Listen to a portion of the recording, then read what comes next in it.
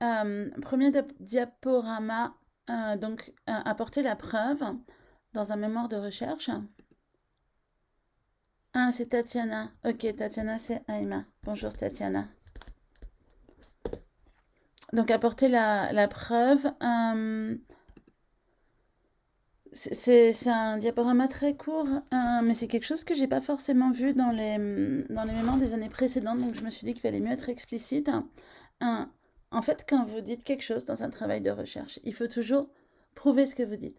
Ça veut dire que vous dites une idée. Un.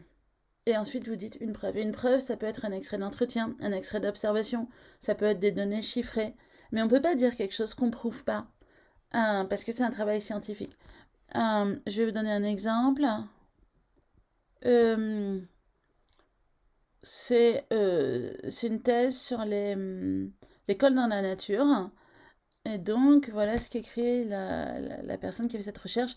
Pour les familles 4 et 5, le choix de scolariser leur enfant dans cette école s'inscrit dans une cohérence avec leurs valeurs. Euh, et leur discours décrit cette cohérence, cette continuité éducative. Euh, et là, il y a un exemple. Deux points guillemets. Quand il était à l'école, il fallait qu'on ait une posture qui soit similaire à la pédagogie d'école. Il fallait s'aligner là-dessus en tant que parent. Ensuite, une autre idée. À l'inverse, pour la famille 6, le rapport au milieu, le fait d'être toujours dehors, correspond à leur pratique familiale, mais il y a un grand écart entre la pédagogie de l'école, les exercices faits le soir à la maison, et du coup, une preuve, la citation. Du coup, c'est un drôle d'investissement de l'école, moi j'étais consciente, vous voyez, une idée, une preuve.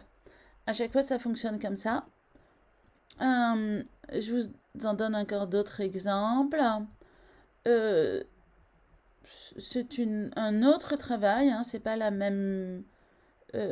même travail. Attendez, est-ce que c'est le même? Ah si, c'est le même, c'est la même thèse. Mais peu importe. Vous voyez, une idée ici, une preuve là. Une idée, une preuve. Alors, on est d'accord que c'est pas parce qu'une personne a dit quelque chose que c'est une preuve. Mais disons qu'on illustre. C'est comme ça qu'on fait. Euh, Vos exemples, vos preuves, hein, les exemples, preuves, euh, idéalement, on les écrit toujours en italique et en allant à la ligne. Hein, vous le voyez bien, par exemple, ici. Ok, la preuve. Euh, et chaque paragraphe correspond à une idée, un exemple. En fait, c'est comme quand vous faisiez des dissertations au lycée. Enfin, ça dépend des spécialités que vous aviez choisies, mais ceux qui avaient des spécialités un peu littéraires, et ben, en HGSP, en français, etc., c'est comme ça. Hein, on fait en philo, dans une dissertation, on fait une idée, un exemple, en sciences humaines en général. Donc, c'est des courtes citations. Hein. Elles doivent juste illustrer l'idée. Hein. Vous voyez, là, on a des citations qui font 6-7 lignes. C'est vraiment le maximum de ce qu'on peut faire. On ne met pas tous les extraits. On met une preuve. On peut en mettre parfois deux, on peut en mettre trois, mais jamais plus. Et par contre, on peut indiquer combien de personnes mentionnent cette idée. Euh, alors voilà un exemple avec deux preuves. C'est une recherche sur un étudiant qui observe le comportement des enseignants dans les classes Montessori et le travail des enseignants, qu'est-ce qu'ils font. C'est assez intéressant. C'est un article et plusieurs enseignants font des injonctions au travail. Et là, c'est des exemples d'observations. Ce qui est intéressant si vous faites des observations. Mais par exemple, Valérie dit, l'enseignante, mais j'aimerais te voir faire quelque chose. Et ça, c'est dans l'école numéro 1, le 2 mars 2020. Valérie dit à Irène, Irène, trouve-toi une activité s'il te plaît, c'est dans l'école numéro 1, c'est le 25 novembre 2019, etc. etc. On peut mettre des extraits d'observation, c'est important d'en mettre quand on travaille avec des observations.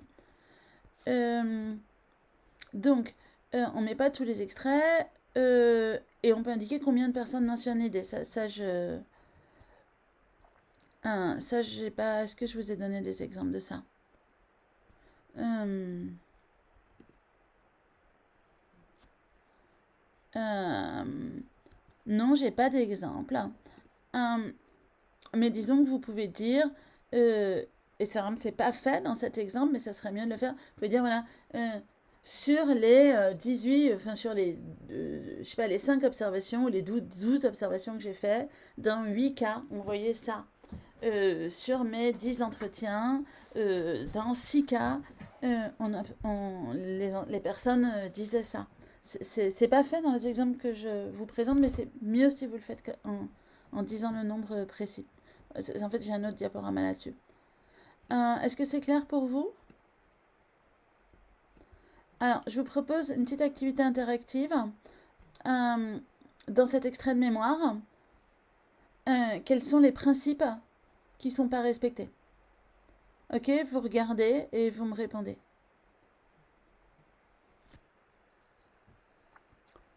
Vous voulez que je vous le mette dans le chat ou vous arrivez à bien le lire là?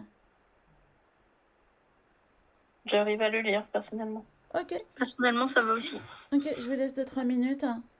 J'arrête l'enregistrement. Ouais, j'arrête l'enregistrement, ce sera plus simple.